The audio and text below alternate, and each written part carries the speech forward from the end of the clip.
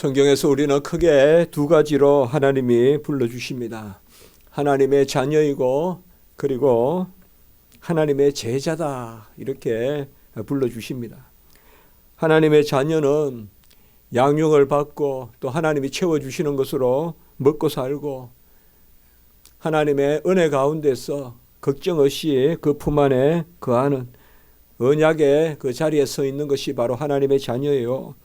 하나님의 제자는 이제 그 자녀의 그러한 기본적인 신분 가운데서 맡은 일을 좀 더 칭하여서 이야기하는 것입니다. 자녀라는 것이 신분 그 자체라면 제자라는 것은 좀 더 직능, 직분을 우리에게 말씀해 주고 있습니다. 제자라는 것은 스승이 있고 제자라는 것은 배움이 있습니다. 그래서 하나님께 배우고 하나님의 말씀을 새기고 그것을 익히고 힘써 여호와를 알고 그런 개념들이 다 하나님의 제자라는 개념으로 우리에게 와닿습니다. 그래서 하나님은 많은 경우에 스승으로 가르치시는 분으로 성경에 나타나는 것을 볼 수가 있습니다.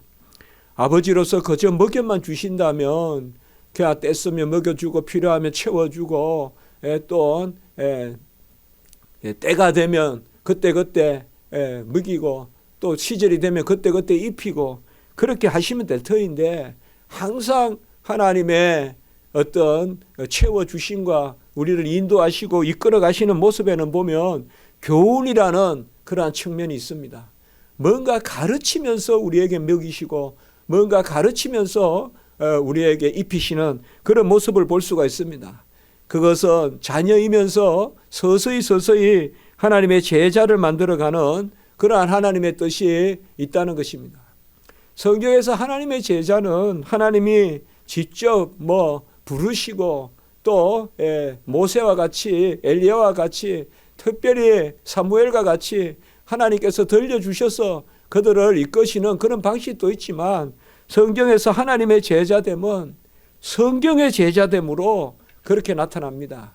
그래서 말씀을 맡은 자, 말씀을 가르치는 자 이런 개념으로 제자됨이 나타납니다. 그래서 우리가 하나님을 마치 직통으로 무슨 계시를 받아서 어젯밤에 무엇을 들어서 오늘 아침에 가르치고 하는 것이 아니라 주야로 말씀을 묵상하면서 그 말씀을 다음날 가르치고 그 말씀을 전하고 그래서 하나님의 제자는 성경의 제자가 돼야 됩니다. 그래서 하나님의 제자는 말씀의 제자, 성경의 제자로서 성령의 감동에 복종하면서 칼빈은 그렇게 이야기합니다. 모든 하나님의 참된 지식은 감동에 성령의 감동에 복종하는 순종의 지식이다. 이렇게 말씀하고 있습니다. 그래서 우리의 삶의 모습이 어떠해야 되느냐 하면 성경을 펼쳐놓고 성령의 감동에 따라서 그 말씀에 가르치는 바대로 아멘하면서 따라가는 것 그것이 바로 하나님이 우리에게 지시해 주시고 가르쳐 주시는 그러한 제자의 삶이라는 것입니다. 제자의 삶이기 때문에 우리는 말씀을 맡아서 가르치고 결국 제자의 삶은 가장 중요한 것이 뭐냐 하면 말씀에 대한 성령의 감동이 우리를 떠나지 않아야 된다는 것입니다. 말씀에 대한 성령의 감동, 달리 말하면 성령이 우리를 감화시키셔서 말씀을 깨닫게 하는 그 마음이 우리를 떠나지 않을 때 그때 우리가 바로 제자 되는 그런 삶을 산다라고 그렇게 말하고 있습니다. 무엇보다 제자는 남을 가르치기 전에 먼저 자기 자신을 가르치는 그러한 제자가 되어야 됩니다. 우리가 우리 자신을 가르치는 것 그게 기도고 그게 묵상이고 그게 하나님 앞에서 경건한 삶을 살려고 노력하는 것입니다. 오늘 시편 19편 우리가 읽었던 말씀에 보면 다윗이 주야로 말씀을 묵상하면서 그 하나님의 말씀을 가지고 이 다윗은 자기가 그 말씀만 누려서 되는 사람이 아닙니다. 다윗은 자기가 말씀을 받아서 백성들을 가르쳐야 되는 그 자리에 있는 사람입니다. 일찍이 하나님의 기름 부음을 받아서 사무엘의 기름 부음을 받아서 그는 하나님이 세우신 지도자입니다. 지도자 중에서도 큰 지도자예요. 그러나 그의 경륜은 아주 정치적인 경륜도 뛰어납니다. 사람을 다스리는 처세술도 뛰어납니다. 다윗이 가만히 우리가 성경을 읽어보면. 그리고 성품도 아주 뛰어납니다. 자기에게 욕하는 자도 용서해주고 허물도 사해주고. 그러나 다윗의 가장 큰 장점은 뭔가 하면 밤새 말씀을 묵상해서 그 말씀에서 얻은 것을 가지고 백성을 다스렸다는 것입니다. 이것이 바로 다윗의 뛰어난 점입니다. 다윗은 왕이지만은 하나님의 제자요 말씀을 맡은 자로서 그러한 삶을 살았다는 것입니다. 우리가 시편 19편 오늘 읽은 부분은 119편의 요약이다 이렇게도 말씀하죠. 시편 중에서 가장 길 뿐만 아니라 성경 중에서도 가장 긴 장, 그것이 바로 시편, 우리가 119편 아닙니까? 그것을 요약한 것이 오늘 19편인데 이 중에서도 오늘 읽은 말씀에서는 보면 6가지로 주어가 나오는데요. 여호와의 율법, 여호와의 증거, 여호와의 교훈, 여호와의 계명, 여호와를 경외하는 도, 여호와의 법, 이렇게 6가지 주제가 나오는데 이것은 다 우리가 율법이라고 해도 되고 성경이라고 해도 됩니다. 그래서 오늘 이 말씀에서 보면 특별히 이 성경 가운데서 우리가 이 시편 19편 이 말씀에 보면 저는 이 6가지 이름을 전에도 우리 성도님들하고 한번 성경으로 바꿔서 읽어보자 그랬잖아요. 성경으로 바꿔서 읽어보면 아주 그 의미가 있다라고 그렇게 하지 않았습니까? 성경은 완전하여 영혼을 소성시키고 성경은 확실하여 우둔한 자를 지혜롭게 하며 이런 식으로 우리가 읽어보자고 했죠. 오늘 말씀에서 특별히 우리는 다윗의 이 깊은 하나님의 말씀에 대한 하나님의 말씀이 무엇인가에 대한 그런 다윗의 깊은 아멘, 깊은 순종 그것을 우리가 바라볼 수가 있어요. 하나님의 말씀의 이러한 영역을 우리가 아멘하지 않는 이상 우리의 인생은 부유할 수가 없어요. 하나님의 말씀이 기름지고 하나님의 말씀이 우리를 정결하게 하고 우리의 마음을 즐겁게 하고 우리의 눈을 뜨게 하고 그것이 꿀송이보다 달고 하나님의 말씀에 대한 이 아멘이 없이는 결코 우리의 삶이 부유하고 화평할 수가 없어요. 결코 우리의 삶이 하나님의 뜻 가운데서 열매 맺는 삶이 될 수가 없어요.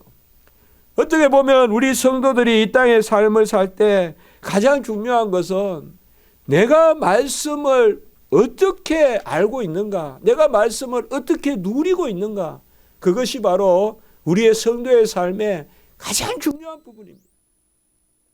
우리가 컴퓨터를 잘 만지면 세상의 이익을 누릴 수가 있어요. 정보를 얻고 많은 것을 얻을 수가 있어요. 그리고 우리가 또한 사람들을 많이 사귄다면 그들을 통하여서 세상적인 그러한 세상을 살아가는 지혜를 얻을 수가 있어요. 그러나 하나님의 뜻을 알고 하나님의 백성으로 우리가 부유하게 살아가고 하나님의 뜻 가운데 복을 누리면서 살아가는 것은 말씀에 대한 우리의 태도가 확실해야 돼요. 말씀이 나에게 무엇인가? 누군가 물었을 때 성경은 당신에게 무엇을 의미합니까? 라고 이렇게 물었을 때 성경은 나에게 이것입니다 라고 말하는 그것이 오늘 우리가 읽었던 이 부분입니다. 먼저 우리가 잠시 조목조목 살펴보면 먼저 여호와의 율법은 완전하여 영혼을 소성시킨다. 완전하여 영혼을 소성시킨다라고 이렇게 말씀하고 있습니다. 여러분, 영혼은 티끌 하나만 손상이 가도 죽습니다. 육체는 조금 아파도 견딜 수 있지만 영혼은 티끌만큼만 금이 가도 죽습니다. 그것이 바로 뭐냐 하면 모든 계명을 다 지키고 한 계명만 어겨도 우리가 죽는다는 말씀과 같은 말씀입니다. 그런데 오늘 여기서 뭐라고 합니까? 완전하여 영혼을 소성시킨다. 완전한 지식, 완전한 지혜를 얻으려면 하나님의 말씀을 붙들어야 돼요. 성경은 완전하여 영혼을 소성시킨다. 99%가 오라도 우리 영혼에 도움이 될지는 몰라도 우리 영혼을 소성시킬 수는 없어요. 소성이란 말은 죽은 것을 다시 살려내는 것이에요. 성경은 완전하여 우리의 영혼을 소성시킨다 이 말이에요. 참 내 영혼에 곰핍함이 있고 내 영혼이 정말 사망의 골짜기를 지나가는 그러한 핍절함이 있고 절망함이 있을 때가 있어요. 예? 아주 우리가 목이 마를 때는 보면 물을 한 모금 마시면 그 물이 내 생명을 살리는 것 같아요. 내 영혼에 갈급함이 있을 때가 있어요. 내 영혼에 갈급함이 있어야 돼. 뭐가 시원하게 이 내 영혼을 다시 깨워줄 것이 없을까? 그게 바로 성경이라는 거예요. 어떤 사람의 말이 아니에요. 심지어 목사의 말도 아니에요. 목사님은 성경을 풀어주니까 성경을 선포하니까 목사의 존재가 있는 거지. 성경이 바로 완전하여 우리의 영혼을 소생시킨다. 우리가 뭘 많이 찾죠. 여러분 지금 뭘 찾았어요? 우리가 많이 찾잖아요. 오히려 봄에 이럴 때 더 많이 찾아요. 보통 우리가 사람들이 그래요. 그렇죠. 봄에 이럴 때 더 많이 찾아요. 겨울에 이럴 때 찾는 것보다. 봄에 이럴 때 보면 그래서 오히려 불만도 많고 마음이 조금 덜 뜨고 뭔가 해야 될 것 같고 뭔가 나서야 될 것 같고 뭔가 움직여야 될 것 같고, 그러나 현실은 오히려 나른하고 이런 게 봄일 수도 있어요. 우리 인생에 있어서. 우리 인생의 봄이 그럴 수가 있어요. 그래 이럴 때 여호와의 말씀이 완전하여 영혼을 소생시킵니다. 완전한 것은 여호와의 말씀밖에 없어요. 우리가 부석부석 성경을 넘겨야 그곳에서 영혼을 소생시키는 생명의 진리를 얻을 수가 있어요. 두 번째, 여호와의 계명은 순결하여 눈을 밝게 한다라고 이렇게 말씀하고 있습니다. 두 번째, 7절에 여호와의 증거는 확실하여 우둔한 자를 지혜롭게 한다. 여호와의 증거는 확실하여 우둔한 자를 지혜롭게 한다라고 이렇게 말씀하고 있습니다. 여기서 우둔한 자는 누군가 하면 지름길을 모르는 사람이에요. 지름길을 모르는 사람이 우둔한 자예요. 제가 집에서 오늘 교회에 오는데 근데 집에서 저 가천 대공원 갔다가 그 대공원 가서 다시 선바위 쪽에 버스를 타고 다시 이렇게 돌아와서 다시 교회에 온다면 그게 우둔한 거예요. 바로 이렇게 직선으로 걸어오면 될 텐데 삥 둘러서 저 그 가천 대공원까지 갔다가 온다. 아이고 그런 사람이 있을까? 우리 인생이 그래 우둔하단 말이에요. 그거예요. 여기서 우둔하다는 말은 바로 그건 거예요. 불확실한 길을 헤매는 사람들. 불확실한 길을 헤매는 사람들. 엄청 속도는 내는데 내비게이션을 잘못 맞춰놓고 사는 사람들. 이런 사람들이 바로 우둔한 사람이다 이 말이에요. 엄청 부산하고 엄청 빠르고 엄청 그냥 바람을 일으키면서 움직이고 다니는데 엉뚱한 길로 속도를 내면 낼수록 더 오히려 먼 데 가 있는 그 길로 가고 있단 말이에요. 그럴 때 우리에게 정확하게 길을 알려주는 거. 여호와의 증거는 같이 합니다. 확실하다 이 말이에요. 정확한 기름길을 우리에게 알려준다 이 말이에요. 하나님의 말씀은 정확한 거예요. 우리 교회도 저는 좋아해요. 직선이 많잖아요. 이런 교회에 이런 부분이 있어야 돼요. 사실 반듯반듯하고 항상 우리 남목사님 설교할 때 뒤에 다 이렇게 라인이 쳐 있는 거 보면 이게 보면 우리가 엄정한 우리의 어떤 마음을 이야기해 주는 그런 마음이 저에게 들기도 해요. 여호와의 말씀은 잘 이렇게 일자로 직선으로 지름길로 척경으로 여호와의 말씀은 가야 된다. 울퉁불퉁하지 않는다 이 말이에요. 저는 이게 좋아요. 이 뒤에 무슨 울퉁불퉁한 산의 그림이 있는 것보다 무슨 뭐 대통령 만났을 때 금강산 그림보다는 딱 엄정하게 딱 이렇게 라인 컷을 해가지고 딱 선을 그어놓는, 그리고 제가 여기서 설교하면 또 딱 이렇게 선이 그어져 있고 이러한 어떤 엄정함이 있다. 여호와의 말씀은 삥 둘러서 가지 않아요. 확실하여 우둔한 자를 지혜롭게 하는 것입니다. 시행착오는 하나님이 해주시는 거예요.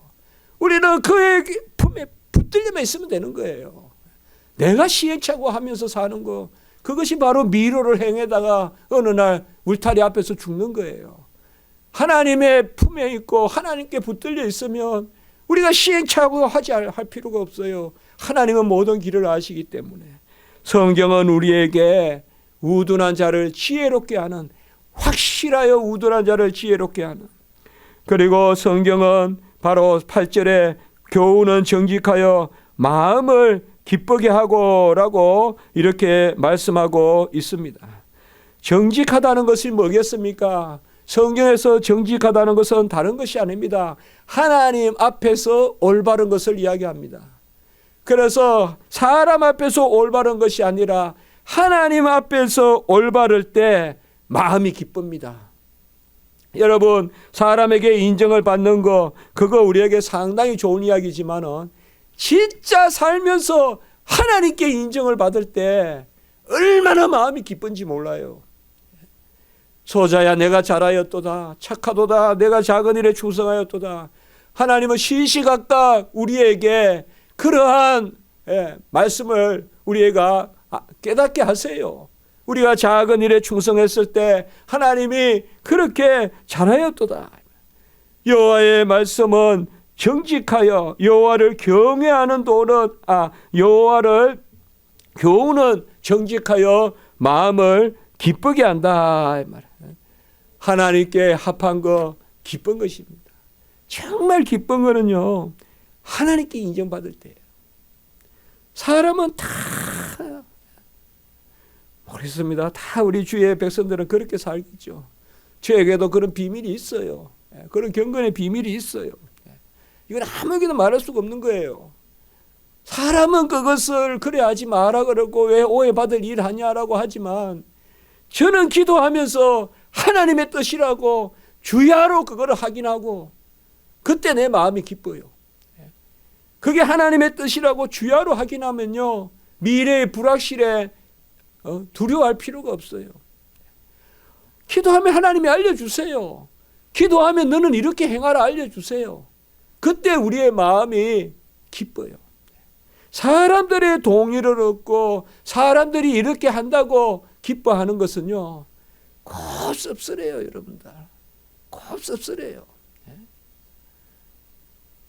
꼭 그 티백 같아요. 티백 먹을 때는, 처음에 넣을 때는 너무 귀하지만 먹고 휴지통에 버릴 때는 그것만큼 보기 싫은 게 없어요. 티백.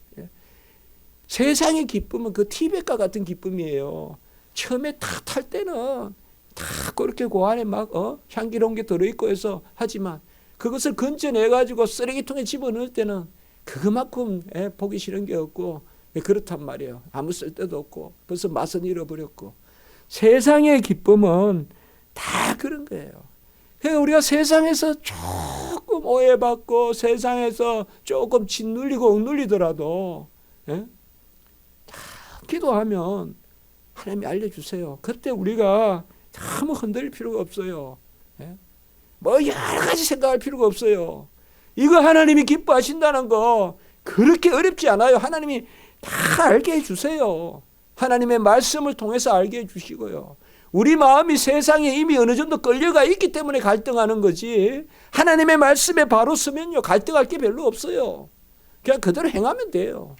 그러나 많은 사람은 너는 왜 그렇게 하냐, 왜 미련하냐, 왜 그렇게 사냐, 그렇게 이야기할 수가 있어요. 그러나 정직하여 마음을 기쁘게 한다. 우리의 기쁨은 하나님 앞에서 얻어야 돼요.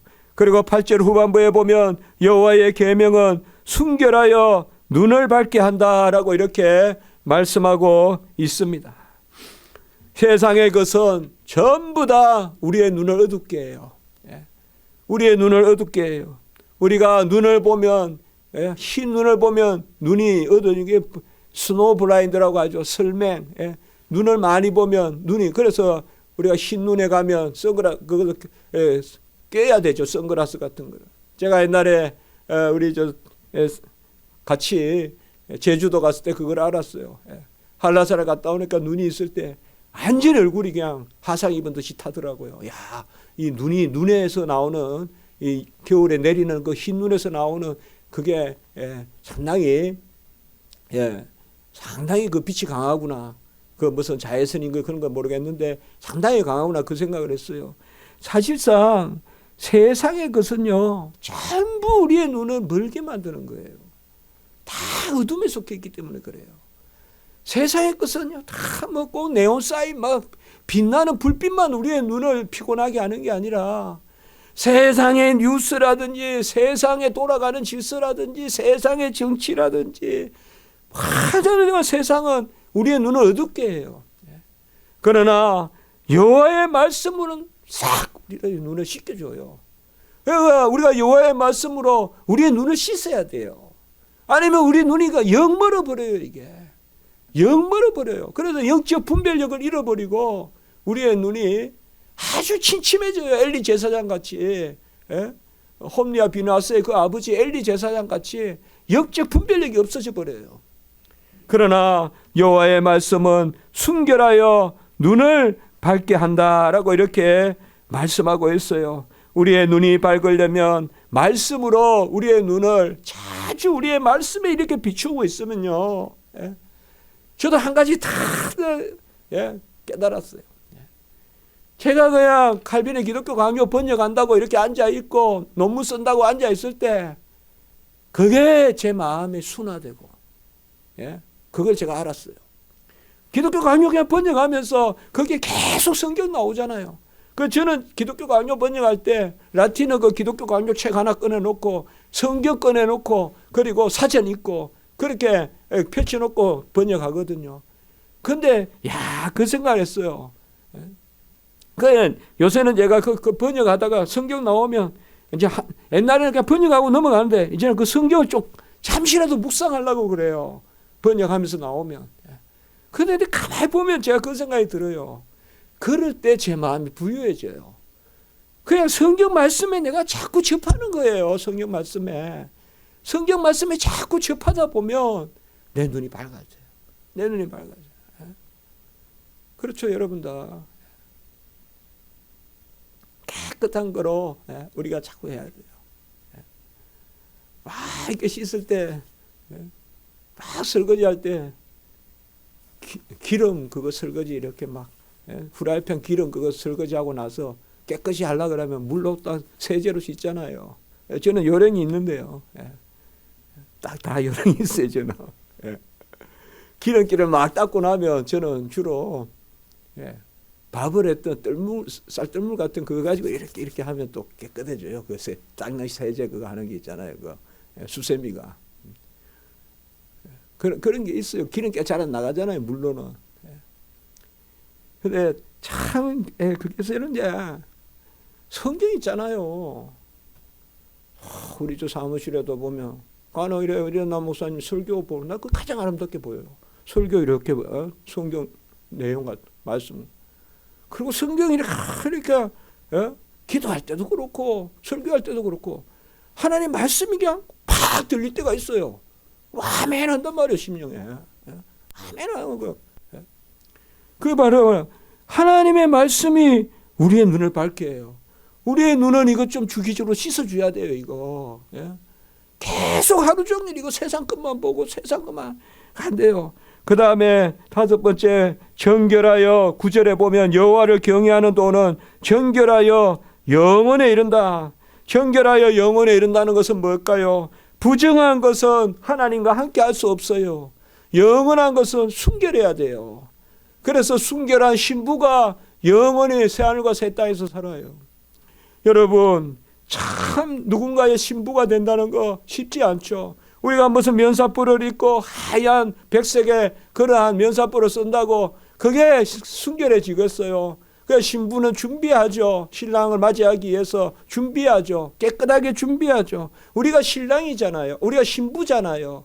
예수님을 신랑으로 맞이하는데 영원한 신랑을 맞이하잖아요, 우리는. 그래서 새하늘과 새 땅에서 새 예루살렘에서 그 장막에서 예수님과 함께 영원히 살잖아요. 그 영원히 사는 조건이 뭐냐? 바로 정결한 거예요. 정결한 거예요. 정결한 것이 영원에 이르는 거예요. 이 정결의 도는 우리가 어디서 배우느냐? 말씀으로 배워요. 그래서 이 땅에서 성경 말씀을 읽고 그게 신부 수업이에요. 그게 예수님의 신부가 되는 수업이에요. 정결하여 영원한 말씀을 읽고 그리고 마지막에 진실하여 다 의로우니 9절에 금 곧 순금보다 사모할 것이며 꿀과 송이꿀보다 달도다 이렇게 이야기하고 있습니다. 여러분, 성경에서 의롭다는 말은 선하다는 말, 바로 우리가 진리 가운데서 온전한 가운데서 복을 누린다는 것입니다. 그래서 여기에서는 마지막에 나오는 여기 말씀에서는 의롭고 다 의로운데, 의로운 거, 올바른 거, 여기에서 가장 귀한 금보다 귀하고 가장 맛있는 꿀보다 달고 바로 복을 이야기하는 거예요. 그래서 하나님의 말씀을 통하여서 바로 진실하여 의로우니, 하나님의 말씀은 올바른 가운데 우리에게 복이 되는 그 말씀을 가르쳐 주고 있습니다. 세상 것은 아주 꿀 같다 이러면 그 뒤에 독이 도사리고 있어요. 그래서 막 퍼먹다가 보면 그게 당뇨도 되고 그게 잘못되기도 해요.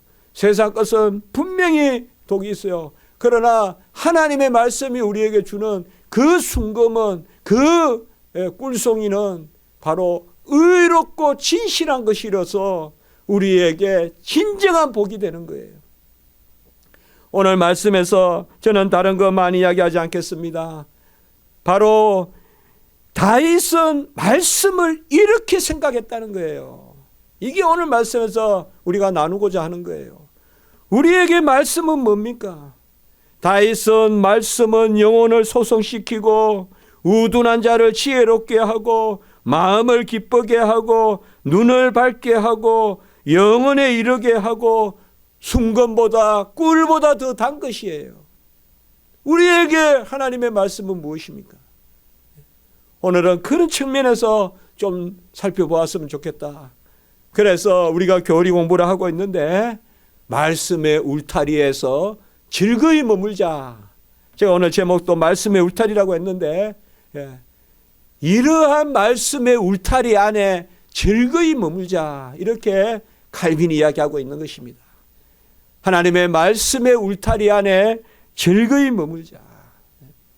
그러니 여러분, 우리의 삶의 습관이 성경과 밀접한 삶을 살 수 있도록 그렇게 하면 좋겠어요. 그렇게 하면 좋겠어요. 어쨌든 성경 읽을 수 있으면 좋고, 어쨌든 성경 볼 수 있으면 좋고, 그러한 삶으로 우리의 삶의 형태가 엮어져요. 직장에도 꼭 성경을 눈앞에 두고 언제든 10분이라도 말씀을 읽을 수 있는, 가정에서도 성경을 가장 중심부에 두고, 내 생활의 가장 중심부에 성경을 두고 언제라도 그 성경을, 그러면 다 복잡한데 그 어느 순간 슬쩍 바람결에 넘어가는 그 성경에 내 길이 있고 내 눈을 밝게 하고 내 마음을 즐겁게 하고 영원히 순결에 이르며 정금과 같고 꿀송이 같은 것이 있다 이 말이에요. 성경을 가까이 하는 삶, 그게 이 땅의 우리의 삶이에요. 그게 우리가 마지막 때를 준비하는 것이고, 그것을 오늘 다윗은 노래하고 있습니다. 우리도 이렇게 성경을 무슨 성경은 나에게 부담이 되는 그게 아니라 정말 내 영혼을 소생시키고 지름길을 알려주고 눈을 뜨게 하고 정금보다 꿀송이보다 귀하고 단 것으로 그렇게 와닿는 그런 말씀으로 우리가 삼았으면 좋겠어요. 꼭 성경 말씀 생활하시고, 우리 교회는요 여러 가지로 성경에 대해서, 그리고 제가 지금 보니까 1200편이 넘는 설교가, 그렇죠. 그리고 이렇게 저렇게 우리 교회가 많아요. 우리 최정우 집사님도 목사님 이렇게 우리는 자료가 많습니다. 근데 그거 다른 게 아니에요, 그냥. 그래서 우리 교회에서 이렇게 저런 게 하는 것을 너무 잘은 못해도 그때 쫓아서 이렇게 할 때는 또 이렇게 하고, 또 기독교 진리할 때도 따라서 하고, 그렇게 하다 보면 자꾸 성경이 익숙해지거든. 자, 이제 기도드리겠습니다. 거룩하고 자비로우신 하나님 아버지, 다윗이 아버지여, 그 어려운 가운데서도 그가 말죄로 태어났지만 중심이 합하여서 아버지 처음으로 완전한 통일의 왕국을 이루고 또 아버지여 그 백성들을 잘 다스렸습니다. 하나님 그것이 딴 데서 온 것이 아니라 그가 말씀을 어떻게 대하고 말씀을 얼마나 묵상하고 즐거워했는지 그것을 오늘 말씀을 통하여 보았습니다.